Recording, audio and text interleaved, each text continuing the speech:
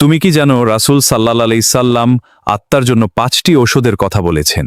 প্রথম ঔষধ পবিত্র কুরআন তেলাওয়াত করা, যা হৃদয়কে শান্ত করে এবং আত্মাকে আলোকিত করে।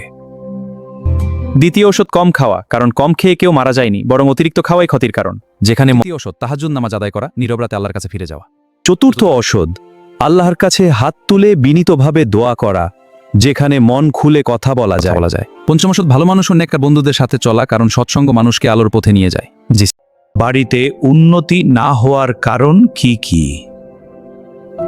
প্রধান দরজার সামনে জুতা ছড়িয়ে ছিটিয়ে রাখা। 2 ভাঙা জিনিস ব্যবহার করা। 3 বিছানায় খামায় শুয়ে থাকা।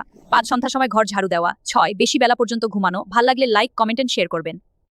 প্রতিদিনের জীবনে আমরা অনেক সমস্যা, ঋণ আর চিন্তার মধ্যে থাকি।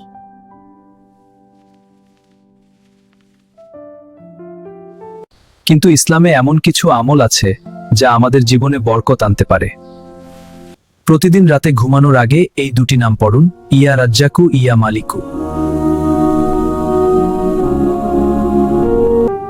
এই আমল মন থেকে করলে আল্লাহর রহমত ও বরকত নেমে আসতে পারে।